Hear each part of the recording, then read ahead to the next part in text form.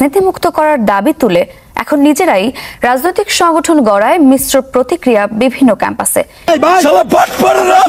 আমরা রক্ত দিছি, আমার ভাইরা জীবন দিছে, আর আপনারা এই দিক দিয়ে দল করে হাসনাত ছাড় দিয়ে ওগুলা সদর এনে সাজ করবো বাধা চোদেরা মনে রাখে।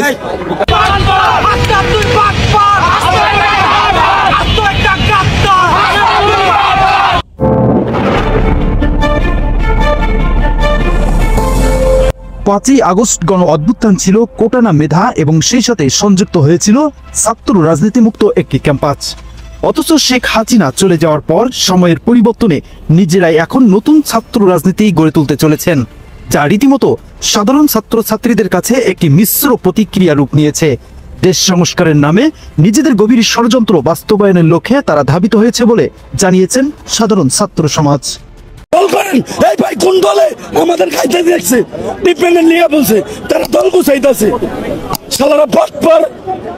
এরা দেখালি এদেরকে বলাবি নাগরিক কমিটি যেগুলো বসেছে ওগুলো জীবন দিছি আমরা, আমার ভাইরা জীবন দিছি, আমরা রক্ত দিছি, আমরা ডিপেন্ড পাই না, ওরা ওদিক দিয়ে কমিটি করে এই সেনার লোকের কথা কইলা আছে, কথা কইলে তারপর ওগুলোকে কথা কই দিব, এই সেনা মেলার কথা কইলা নাই ভাই। সবাই দেখছেন তাদের কমিটি, তাদের পকেট কমিটি, এই দেশের পকেট কমিটি এক কথাই আহতরা ঠিক মতন পায় না, খাবার পায় না, ট্রিটমেন্ট পায় না, মতাজা, আর তারা পকেট কমিটি করে ভাই। এগুলো এখন ভাই ভাই সমস্যা জানের ভয় করি না, জানের ভয় করি না।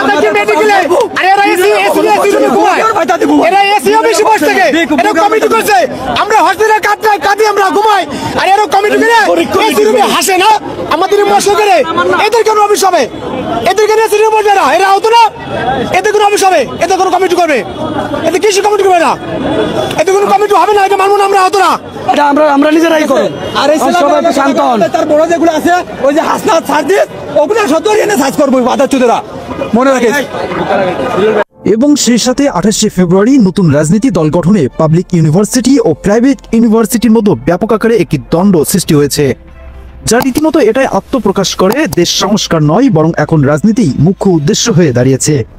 আমাকে কমিটি আমার বুকে এত জোরে মেরেছে, আমি ইনস্ট্যান্ট যেখানে সেন্সলেস হয়ে পড়ে যাই। আপনারা বৈষম্য বিরোধী আন্দোলন করলে আপনারা আমাদের সাথে এরকম আচরণ করতে পারেন না। এই আন্দোলন আমরা সফল করেছি, সরকারি বিশ্ববিদ্যালয়ের কোনো দরকার ছিল না এই আন্দোলনে নামার। আপনাদের এই ছাত্র সংগঠন মানি না, মানব না, কাদের রক্তের উপর দাঁড়িয়ে ওই জায়গাতে আছেন, প্রাইভেট আছে, সকলেই আছে। এইটার ঘোষণা আপনারা শহীদ মিনারে করুন, আমরা এটার ঘোষণা শহীদ মিনার থেকে শুনতে চাই। তারা আমাদের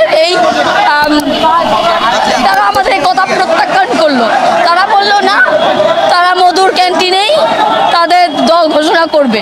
ঠিক আছে, আমরা মধুর ক্যান্টিনে গেলাম। এই বিষয়গুলো বিশ্লেষণপূর্বক অনেক বিশেষজ্ঞ বা জ্ঞানী ব্যক্তিরা জানিয়েছেন তারা ইতিমধ্যে যে ধরনের কর্মকাণ্ড করেছে কোথাও গরিব বা অসহায়ত্বের কোনো ঠাঁই নাই।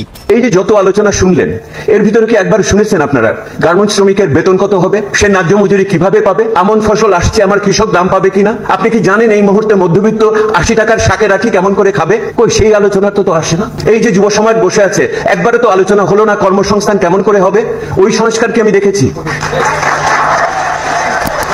কিসের উপরে কাঠামোর সংস্কার করবেন যদি আমার ভিত ঠিক না থাকে? ক্ষমতায়ন তো আসল ক্ষমতায়ন তো হলো রুটি রুজির ক্ষমতায়ন।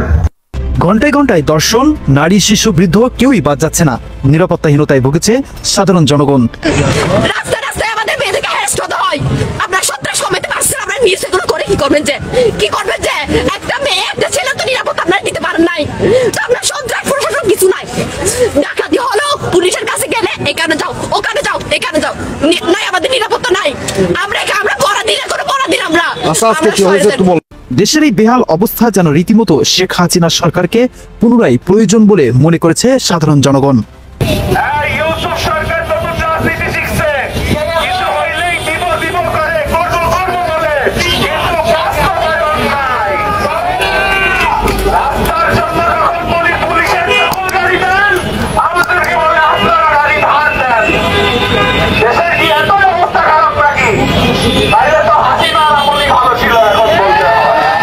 আচ্ছা শোনেন, না দেখতে হবে না, অনেক কিছু দেখলেন, এবার কিছু কথা বলি। সবার আগে আসলে ধন্যবাদ দিতে হয়, ধন্যবাদ দিচ্ছি সেই সমস্ত মিডিয়ার ভাইদেরকে যারা নাকি সত্য নিউজগুলো আপনারা বর্তমান প্রকাশ করতেছেন। কি সত্য নিউজ? এই যে আপনার উপদেষ্টা কিংবা সমন্বয়কদের এগেনস্টে আপনার বৈষম্য বিরোধী যারা নাকি জীবন দিছে এবং যাদের নাকি জীবন কেড়ে নিছে প্ল্যান করে, কে কেড়ে নিছে? এই সমন্বয়ক আর হচ্ছে এই উপদেষ্টারা। তো এই বিষয়গুলোকে আপনারা বর্তমান পাবলিকের সামনে কিংবা দেশবাসীর সামনে আপনারা তুলে ধরতেছেন। বর্তমান আমাদের বাংলাদেশের অনেক মিডিয়া বর্তমান এই উপদেষ্টাদের কিংবা সমন্বয়কদের কাছে বিকৃত হয়ে গেছে। তাই তারা সব সময় আপনার এই সমন্বয়কটাকে পাত দিল, কে মনে করেন এখন মনে করেন এক গ্লাস পানি খাইলো, কে আরেকজনকে এক গ্লাস পানি খাওয়াইলো, তারা মনে করেন এই ধরনের মনে করেন নিউজ করে থাকে। বেশিরভাগ আওয়ামী লীগ কি করলো না করলো, বুঝতে পারতেছেন? মানে এই তো কিছুর ভিতরে বর্তমান যে বৈষম্য বিরোধীরা যারা নাকি জীবন দিছে কিংবা এই আন্দোলনের পিছনে অন্যতম আপনার মাস্টার মাইন্ড ছিল, তাদের জীবনের উপর দিয়ে তো এই সরকার গঠিত করছে, তাই না? তো এদেরকে বর্তমান আপনারা সামনের দিকে যে এগিয়ে নিয়ে আসতেছেন কিংবা এই কি বলে জাতির সামনে যে তুলে ধরতেছেন, আপনাদেরকে মনের অন্তঃস্থল থেকে আবারও ভালোবাসা এবং অভিনন্দন। যাই হোক দর্শক বন্ধুরা, বর্তমান এই হাসনাত আব্দুল্লাহ আর হচ্ছে সমন্বয়কদের প্রতিটি বৈষম্য বিরোধী ছাত্র আন্দোলনকারীদের হংকার আপনারা নিজের মুখে শুনলেন। এখন আসুন, আমাদের বাংলাদেশের সেনাবাহিনীর প্রধান ওয়ার্কার, তার জীবনটা বর্তমান আপনার হুমকির মুখে আছে, কিন্তু তারপরেও কিন্তু প্রতিনিয়ত তিনি আমাদের এই বাংলাদেশটাকে রক্ষা করার জন্য একের পর এক কিন্তু ভাষণ কিন্তু দিয়ে যাচ্ছে।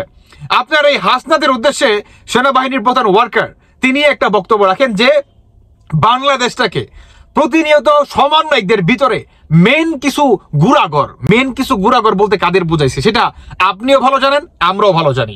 অতএব এই মেন কিছু গুড়াগর কারা, বর্তমান এই এদের এগেনস্টে বা এদের মাধ্যমে বাংলাদেশটা যে কি পরিমাণ ধ্বংসের দিকে যাচ্ছে কিংবা সত্যটা তারা কি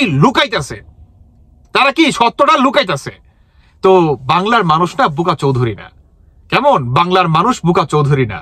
আর সেনাবাহিনীর প্রধানও না আপনাদেরকে হুঁশিয়ারি করে দিছে। তবে দেখার বিষয় যে সেনাবাহিনীর প্রধান ওয়ার্কারের কথা আপনারা কতটুকু শোনেন। কেননা আমরা যদি দেখি যে এই সমন্বয়কারীরা বা আপনার ওই যে পিনাকি কন, ইলিয়াস কন, জঙ্গিবাদী যে বাজারা আছে, এরা বর্তমান এই সেনাবাহিনীর প্রধান ওয়ার্কারকে মনে করেন কেমনে ফালাই দেওয়া যায় আপনার সেই পরিকল্পনা মনে করেন এরা প্রতিনিয়ত করতেছে। আপনি শুনতে পারবেন যদি সেনাবাহিনীর প্রধান ওয়ার্কার তিনি যদি অতি দ্রুত একটা পদক্ষেপ না নেন, তাহলে তার জীবনটা ভাই দেখবেন যে কোনো সময় আপনার এই প্রেসিডেন্ট শহীদ জিয়ার মতো মনে করেন হয়ে গেছে, যে কোনো সময় দেখতে পারবেন আপনারা। তো যাই হোক, আপনারা কিন্তু শুনলেন যে এই সমন্বয়ক হাসনাত আব্দুল্লাহকে কি পরিমাণ আসলে গণদোলাই দিতে চায়। আমার মনে হয় যে কোনো সময় তিনি গণদোলাই খেয়ে যেতে পারে এই কালাপাটা অতি দ্রুত দেখবেন যে আপনার সামনে আবার ঈদ আসছে, কুরবানি ঈদ, তাই না? এই ঈদের মাঠে দেখবেন পিজাইতে একদম মোটা তাজা একটা গরু বানায় মনে করেন তারে হাটের মধ্যে মনে করেন ঠিকই রশি বাইন্দা মনে রেখা দিব।